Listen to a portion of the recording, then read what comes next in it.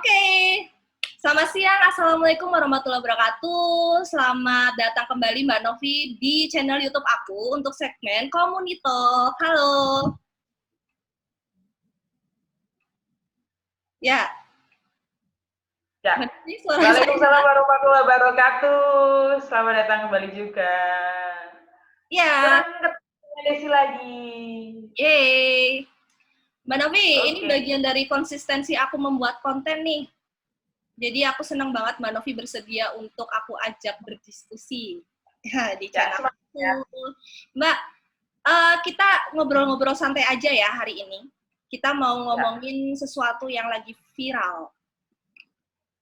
Apa tuh yang lagi viral? Iya, kenapa saya bilang viral gitu ya? Karena ya sempat jadi trending Twitter dan juga saya lihat story teman-teman juga membahas tentang quarter life crisis. Sebenarnya ini suatu bahasan yang sudah lama banyak orang perbincangkan gitu ya. Tapi ini kemudian up kembali mungkin karena kondisi pandemi juga gitu ya. Makanya banyak pikiran-pikiran negatif gitu yang orang sebut sebagai quarter life crisis. Mbak Novi, kalau menurut Mbak Novi sendiri, pandangan Mbak Novi tentang krisis quarter, itu apa sih?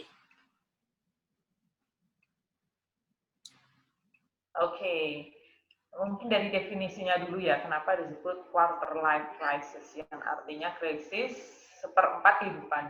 Berarti secara tidak sadar itu manusia sudah menilai bahwa usia kehidupannya itu sampai 100 tahun. Gitu. Makanya dengan quarter life kan berarti quarter dari 100 itu kan 25. Jadi punya harapan bisa hidup 100 tahun walaupun in fact di kenyataan mungkin 70 tahun aja sudah menjadi rata-rata ya. Cuma gini sih, quarter life crisis ini sebenarnya penentu juga, penentu seberapa panjang usia kita nanti kan. Kalau memang kita bisa melewati ini ya insya Allah 100 tahun, usia 100 tahun itu bukan hal yang mustahil gitu ya. Seperti kehidupan di Okinawa Jepang itu bahkan 100 tahun lebih kakek nenek masih bisa beraktivitas. Gitu. Artinya dengan quarter life crisis itu ya nggak usah terlalu dibikin krisis banget. Mungkin yang bikin orang-orang itu merasa krisis adalah kayak contohnya kalau seandainya kamu adalah anak PNS usia 25 tahun tuh kamu udah nggak dapat tunjangan. Gitu. Ya kan? 20 tahun masih dapat, tapi kalau udah 25 kamu udah dianggap dewasa. Walaupun sebenarnya usia kedewasaan itu kalau mengendara di jalan 17 tahun ya. Tapi secara finansial itu memang 25 tahun kita harus tidak boleh membebani orang tua. Nah, itu yang kadang bikin orang itu krisis. Aduh, aku udah 25 tahun, mungkin dia temanku udah jadi apa, udah kerja apa, kok aku belum gitu. Kok aku masih jadi beban orang tua. Nah, itu biasanya yang bikin krisis karena kita tidak merasa tidak independen, tidak mandiri, masih bergantung dengan orang lain. Seperti itu. Atau mungkin 25 tahun kerja tapi pekerjaannya buat masih gak jelas, buat makan kadang bisa makan, buat makan aja diri sendiri kadang susah, apalagi buat orang lain. Mungkin itu yang bikin orang juga merasakan krisis ya. Pertama dia mungkin masih menjadi beban orang tua, yang kedua masih udah kerja tapi pendapatannya tidak mendukung, atau yang ketiga mungkin kerja tapi masa depannya nggak jelas, atau mungkin yang terutama yang cewek mungkin rasanya ingin menyerah menikah saja gitu ya. Ya syukur sih kalau bisa menikah sama orang yang mapan. Tapi biasanya kalau kita menikah hanya sembarang menikah, malah jadinya malah menambah beban kan gitu. Jadi memang pada intinya adalah jangan menyerah dulu. Kita di quarter life itu bagaimana kita menyelesaikan urusan dengan diri kita sendiri dulu. Dan tetap berjuang dan bermimpi. Karena kita nggak keliling aja, nggak usah khawatir nanti mau gimana, yang penting kita tetap optimis dan berusaha untuk bekerja. Itu sih quarter life crisis tuh lebih pada ya gitu sih kalau menurut aku. Orang-orang yang insecure ya. Insecure dengan keadaan. Insecure itu banyak faktornya ya Mbak, dengan keadaan gitu ya, lingkungan, terus juga membandingkan diri dengan orang lain, dengan diri sendiri. Biasanya rata-rata membandingkan diri dengan orang lain. Iya Mbak. Kalau menurut aku, itu yang paling berat itu membandingkan diri dengan orang lain, apalagi kalau menerima. Apalagi kalau menerima bulian dari orang lain itu makin insecure. Masya Allah. Itu tergantung Ya, penerimaan masing-masing, Mbak.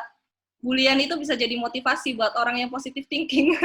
Sayangnya aku negatif thinking orangnya. itu.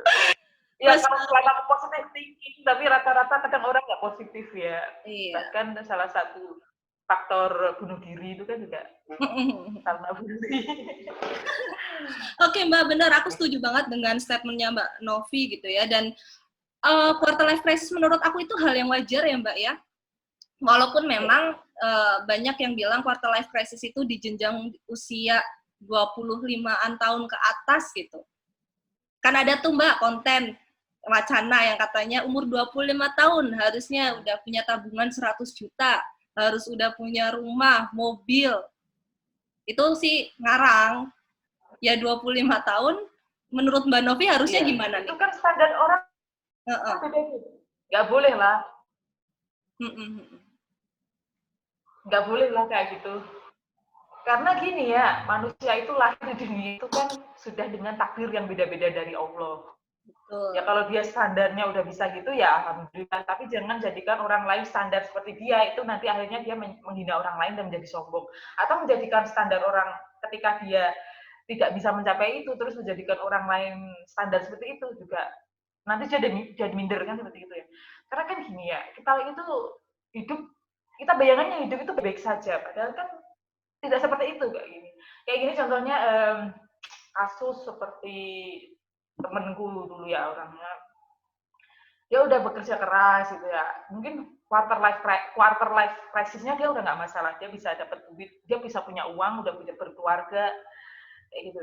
Tapi kan ada suatu waktu terus dia kena penyakit, naudzubillah ya, semoga nggak kena kanker. Akhirnya kan tabungan itu kan kepake semua, walaupun ada BPJS, tapi kan masih kurang. Nah, gitu. Kita kan nggak bisa istilahnya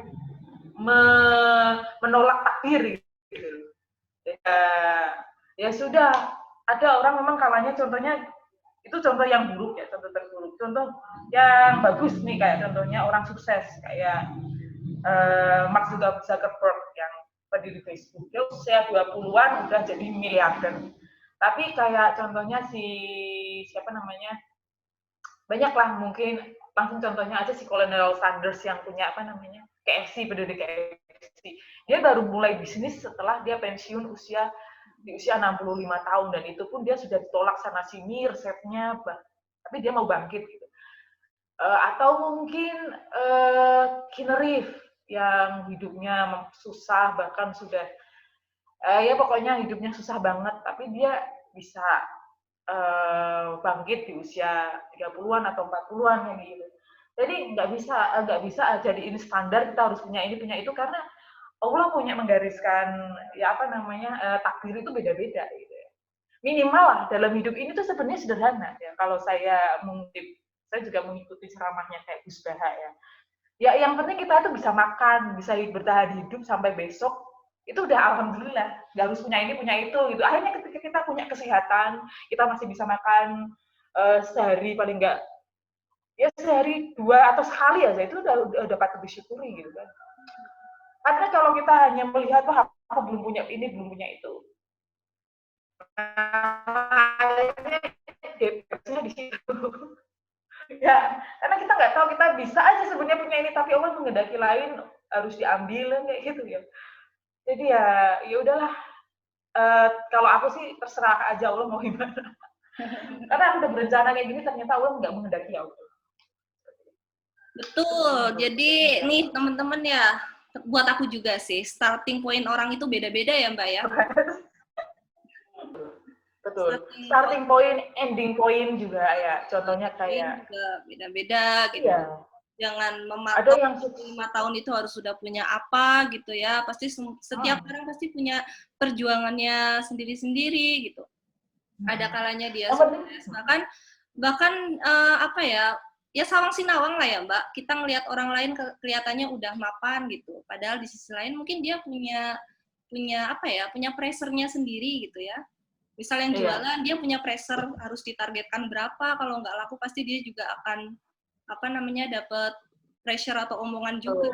Lu jualan biasanya laku tapi nggak laku, itu juga salah satu krisis juga gitu ya, krisis hidup gitu. Setiap Ya. orang masing-masing. Dan nggak harus pas quarter life aja sebenarnya. Ini contoh nih ya, kayak apa namanya pandemi COVID nih.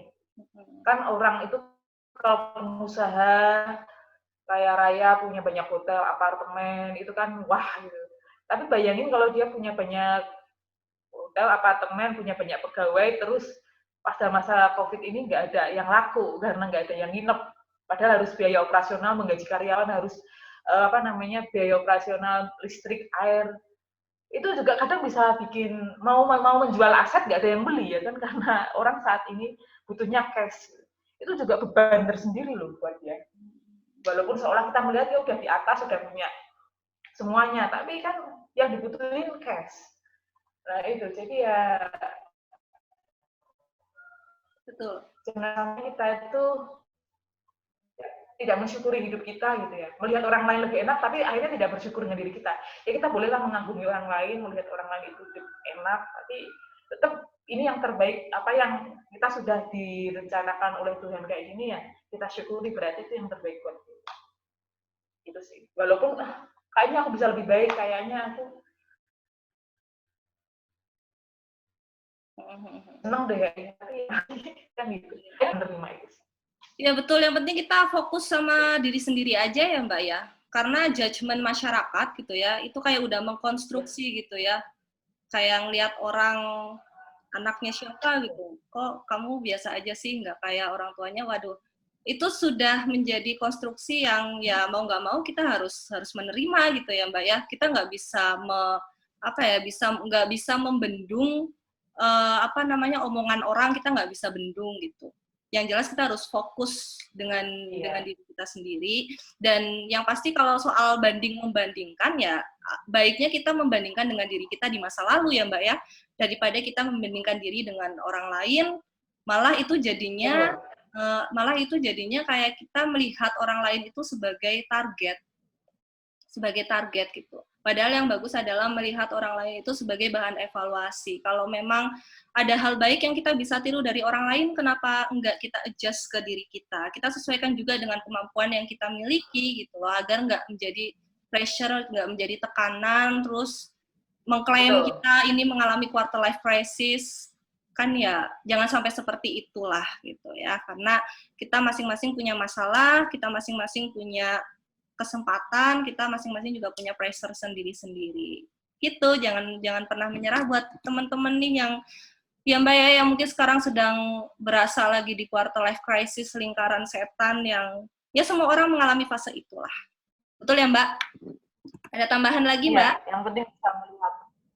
Ya sih, stres itu sebenarnya biasa sih manusiawi. Jadi nggak usah dihindari, juga nggak usah ditakuti, hadapi aja gitu ya. Jadi ya selama kita masih punya keinginan untuk berjuang lebih baik ya hadapi aja dengan cara yang benar intinya ya. Dan ya itu sih, itu kan sebuah cara Tuhan untuk menguji kita. Hidup ini kan ujian, jadi bisa nggak kita lulus ujian itu sehingga nanti kita akan maju ke ujian yang lebih berat lagi sebenarnya. Kalau kita bisa melewati ini, pasti kita gitu. Jadi intinya be happy. Iya, dan jangan lupa intinya itu sebagai manusia yang percaya akan adanya Tuhan gitu ya. Ya masa nggak percaya sama kekuatan Tuhan gitu kan. Be happy dan tetap berdoa dan tetap berusaha sih, yang penting berdoa doang, tanpa usaha ya sama aja. Ya Mbak. Oke, ada tambahan lagi Mbak Novi? Oke. Pesan-pesan buat teman-teman nih. Saya pikir cukup. Oh, pesan-pesan apa yang lagi mengalami quarter life crisis ya paling itu sih. Jangan lupa banyak baca buku gitu ya, buku terutama buku motivasi, pengembangan diri, itu nanti yang akan lebih menghibur kita sih. Jadi sepintar-pintarnya orang lain menghibur kita akan lebih efektif jika kita sendiri yang menghibur diri kita sendiri. Ya, betul. Ya. Oke, guys, terima kasih Mbak Novi. Terima kasih teman-teman. Oke, guys. Iya. Terima kasih juga, Desi. Oke, bener-bener ini ya, bermanfaat banget nih konten aku ngobrol sama Mbak Novi. Banyak hal-hal yang bisa menjadi renungan dan juga inspirasi buat saya dan juga teman-teman yang lain gitu ya. Semoga ini menjadi turning point buat aku untuk bisa konsisten selanjutnya. Agar aku nggak merasa di quarter life crisis. Oke. Terima kasih Mbak tetap di waktu kalian dengan kegiatan-kegiatan yang positif dan bermanfaat buat diri sendiri dan juga orang lain. Bye Mbak, sampai jumpa di video selanjutnya. Kalian bisa klik di pojok kanan atas ya, atau di kiri atas untuk bisa nonton video-video aku yang lain. Terima kasih. Wassalamualaikum warahmatullahi wabarakatuh. Salam komunikasi. Waalaikumsalam warahmatullahi wabarakatuh.